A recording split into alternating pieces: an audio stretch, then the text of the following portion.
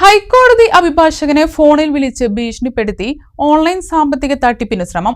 ഒറ്റപ്പാലം സ്വദേശി RP ശ്രീനിവാസനെയാണ് മുംബൈ കമ്മീഷണറുടെ ഓഫീസിൽ നിന്നെന്ന നിലയിൽ വിളിച്ച് ഭീഷണിപ്പെടുത്തിയത്.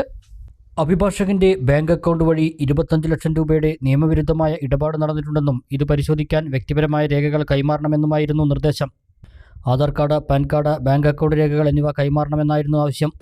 മുംബൈ ഹൈക്കോടതിയുടെ നിർദ്ദേശപ്രകാരം കമ്മീഷണറേറ്റ് നിന്ന് വിളിക്കുകയാണ്. നിങ്ങളുടെ നിന്ന് കുറച്ച് ഡീറ്റെയിൽസ് കളക്ട് ചെയ്യലാണ് ആവശ്യം. അതുകൊണ്ട് 0 അമർത്തുക, 1 അമർത്തുക എന്നുള്ള രീതിയിലാണ് പറഞ്ഞിരുന്നത്. മാത്രമല്ല, കമ്മീഷണറായിട്ട് നേരിട്ട് സംസാരിക്കണമെങ്കിൽ നിങ്ങൾക്ക് 1 അമർത്തിയാൽ സംസാരിക്കാമെന്ന് പറഞ്ഞു. അപ്പോൾ എന്താ കാര്യം എന്നറിയാമെന്ന് വിചാരിച്ചുകൊണ്ട് ഞാനൊരു പൊതുപ്രവർത്തകൻ കൂടിയാണ്.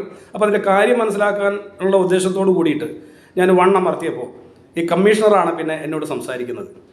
അപ്പോൾ ഞാൻ അദ്ദേഹത്തിനോട് അതിൻ്റെ ഡീറ്റെയിൽസും മറ്റു കാര്യങ്ങളൊക്കെ ചോദിച്ചു. അപ്പോൾ ആദ്യം ഹിന്ദിയിലാണ് സംസാരിച്ചത്, പിന്നെ ഇംഗ്ലീഷിലേക്ക് പറ്റുമെന്ന് ചോദിച്ച സമയത്ത് ഇംഗ്ലീഷിൽ കമ്മ്യൂണിക്കേഷൻ സ്റ്റാർട്ട് ചെയ്തു. അങ്ങനെ പിന്നെ പുള്ളി സംസാരിക്കുന്നതിനിടയ്ക്ക് പറഞ്ഞു, നിങ്ങൾക്ക് ICICI ബാങ്കിൽ അക്കൗണ്ട് ഉണ്ടോ? ഞാൻ പറഞ്ഞു, എനിക്ക് ICICI ബാങ്കിൽ അക്കൗണ്ട് ഇല്ല. ഉടനെ തന്നെ പുള്ളി പറയുകയാണ്, എൻ്റെ ക്രെഡിറ്റ് കാർഡിൻ്റെ 4 അക്ക നമ്പർ, അവസാനത്തെ 4 അക്ക നമ്പർ വെച്ചിട്ട് ഇത് നിങ്ങളുടെ അക്കൗണ്ട് നമ്പർ അല്ലേ? ഈ 4 അക്കത്തിൽ അവസാനിക്കുന്നത് നിങ്ങളുടെ അക്കൗണ്ട് നമ്പർ അല്ലേ? ഞാൻ പറഞ്ഞു, എനിക്ക് അങ്ങനെ ഒരു പർപ്പസ്ഫുള്ളി എനിക്ക് അങ്ങനെ ഒരു അക്കൗണ്ട് നമ്പർ ഉണ്ട്, എന്നിരുന്നാൽ പോലും ഞാൻ ബോധപൂർവ്വം എനിക്ക് അങ്ങനെ ഒരു അക്കൗണ്ട് നമ്പർ ഇല്ലെന്ന് അവരോട് പറഞ്ഞു. ഇല്ലെന്ന് പറഞ്ഞപ്പോൾ അതല്ല, നിങ്ങളുടെ അക്കൗണ്ട് നമ്പർ ഉണ്ട്. ഉടനെ തന്നെ പിന്നെ പുള്ളി എന്നെ കൺവിൻസ് ചെയ്യാൻ വേണ്ടി എൻ്റെ ഫോൺ നമ്പർ എന്നോട് പറയുകയാണ്. 9447353935 എന്ന് പറയുന്ന നമ്പർ നിങ്ങളുടേതല്ലേ എന്നാണ് അടുത്ത് എന്നോട് ചോദിക്കുന്നത്. മുംബൈ ഹൈക്കോടതിയുടെ നിർദ്ദേശപ്രകാരമാണ് ഫോൺ വിളിയെന്നായിരുന്നു തട്ടിപ്പുകാരുടെ വിശദീകരണം.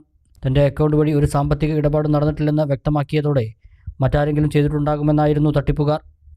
അതിന് താൻ ഉത്തരവാദിയല്ലെന്നും രേഖകൾ ആവശ്യമെങ്കിൽ നിയമാനുസൃതം നോട്ടീസ് അയക്കണമെന്നും അഭിഭാഷകൻ വിശദീകരിച്ചു.